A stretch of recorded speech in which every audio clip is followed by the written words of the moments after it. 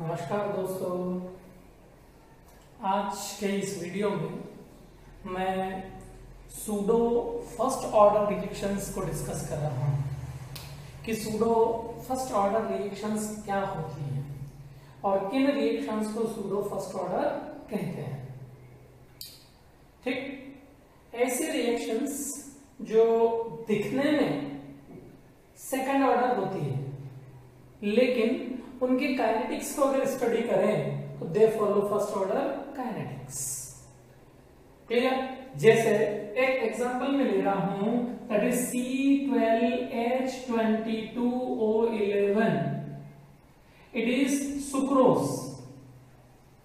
ठीक, और यहां पे लिया है हमने वाटर, सुक्रोज को वाटर में मिक्स कर दिया तो we will be having C6H12O6, one molecule form of glucose and another molecule that is C6H12O6 that is fructose। fructose ये दो मॉलिक्यूल बनते हैं। इस रिएक्शंस को अगर हम बात करें तो we are having two reactants here. Rate of reaction हमको लगता है इस पे भी डिपेंड करेगा, इस पे भी डिपेंड करेगा। अगर रिएक्शन का मैं रेट लिखूं, if we write the rate of the reaction, rate of reaction will be depending on the concentration of sucrose as well as concentration of water। इन दोनों के ऊपर डिपेंड करता है। मतलब रिएक्शन लग रहा है कि first order with respect to this one and first order with respect to water, लेकिन इस रिएक्शन में वाटर का कंसंट्रेशन बहुत ज्यादा है, वाटर इसमें बहुत ज्यादा क्वांटिटी में दिया है। रिएक्शन कंप्लीट होती है तो उसके कंसंट्रेशन में बहुत चेंज नहीं आता।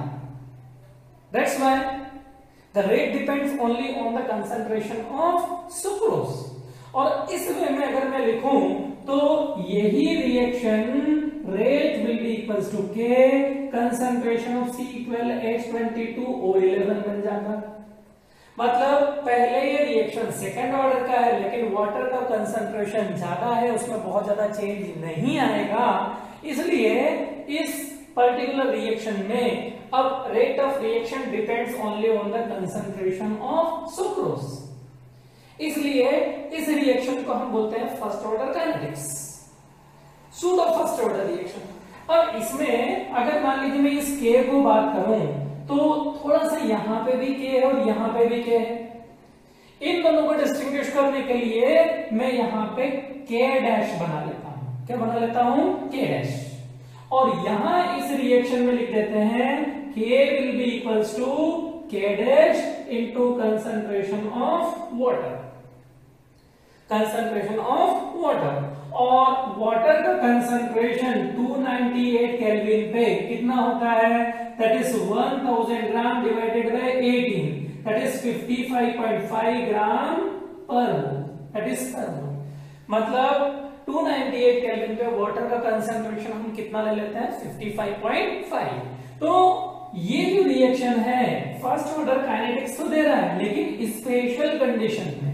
तो ऐसी रिएक्शंस जो फर्स्ट ऑर्डर काइनेटिक्स को देती है under special conditions, although they are not the first order but they give first order kinetics in special circumstances, in special conditions are called pseudo first order reactions। ठीक, pseudo first order reaction का एक example ये हो गया। एक चाहे तो हम एग्जांपल और दे सकते हैं, that is CH3COOC2H5, that is ethyl acetate. This is an Easter.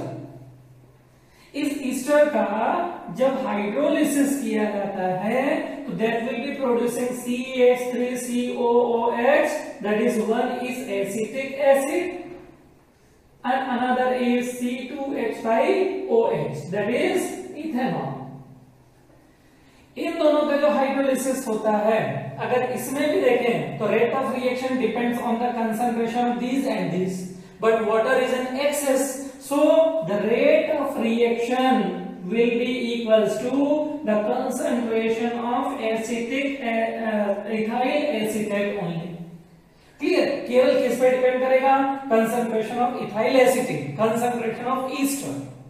That's why this is first order. लेकिन यहां हमने वाटर को नेग्लेक्ट जरूर किया है, लेकिन उसके कंसंट्रेशन को 100% नेग्लेक्ट नहीं भी कर सकते हैं।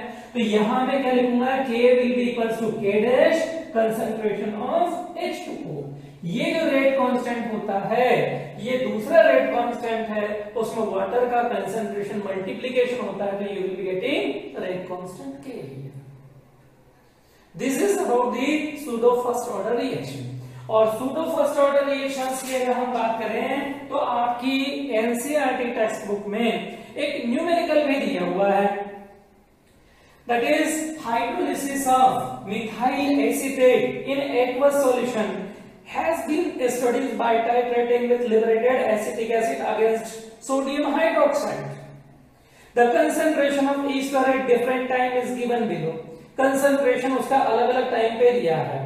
Show that these reaction follow states that is pseudo first order reaction as the concentration of water remains nearly constant during the course of reaction. And what is the value of K dash in the equation? अब इस numerical को कैसे solve करेंगे? अगर मान लीजिए मैं यहाँ पे इथाइल एसीटेट की बात कर रहा हूँ, किसकी? इथाइल एसीटेट की, और रिएक्शन को हमको फर्स्ट ऑर्डर दिखाना है। तो फर्स्ट ऑर्डर रिएक्शन के लिए यहाँ रेट कांस्टेंट क्या होता है? That is 2.303 upon T log of initial concentration upon final concentration. ये रेट कांस्टेंट होता है। जो वैल्यूज दिया है वो मैं यहां पे लिख रहा हूं, that is time is given in minutes. Time 0 minute, 30 minute, 60 minute and 90 minute, ये टाइम दिया हुआ है। और कंसंट्रेशन दिया है मोल पर लीटर में, दैट इज 0 मिनट पे कंसंट्रेशन दिया है, दैट इज 0.8500। कंसंट्रेशन 0.8004, 60 मिनट पर 0.7538 एंड 90 मिनट पर 0.7096। These are the concentration given।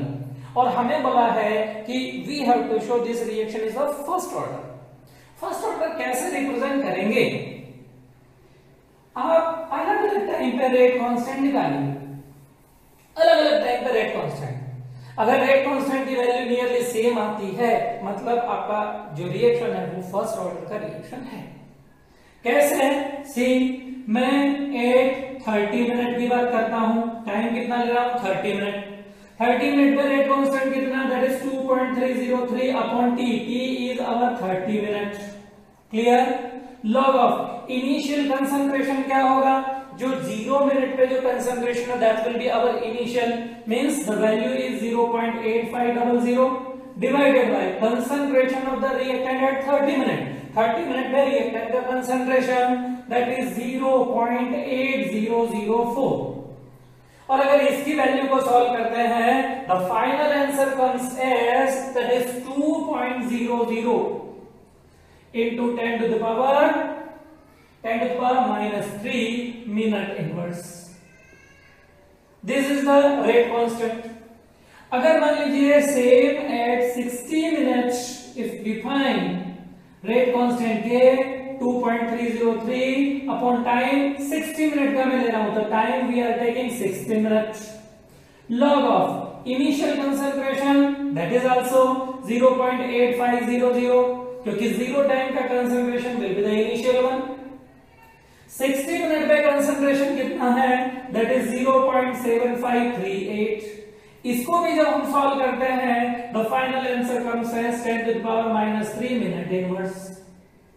Means that rate constant is same in both the cases. Same way में अगर मैं 90 मिनट पे निकालूं rate constant, that is 2.303 upon 90 minutes, 90 minutes, log of 0.8500 divided by 0.7096। और जब इसको भी सोल्व करता हूं तो वैल्यू कितना आता है? 2.00 into 10 to the power -3 minute inverse. मतलब in all the time 30, 60 and 90 minutes the value of rate constant nearly same। What does it indicate? This indicate this reaction is a first order reaction. This experiment, hydrolysis of ester, is following first order kinetics. This is about the first part. लेकिन इसने हमको बोला है कि you have to find the value of K dash as well. K dash कैसे निकलता है? तो K dash निकालने के लिए रिलेशन क्या है? K will be equals to K dash into concentration of H2O. K का वैल्यू क्वेश्चन में कितना आ गया? That is 2.00 into 10 to the power minus 3 minute inverse. K dash we have to find it out. और water का concentration कितना दे दिया है क्वेश्चन में? It is given 55 moles per litre. Value को we can find. Rate constant की value क्या आ जाएगी? That is 2.00 into 10 to the power minus 3 divided by 55. Unit will be mole per litre per minute will be equals to K dash. और इसको जब solve करते हैं that will comes as 3.64 into 10 to the power minus 5 mole per litre per minute.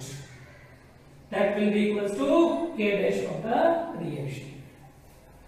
Clear? तो इस way में आप pseudo first order reaction को सॉल्व कर सकते हैं. Thank you.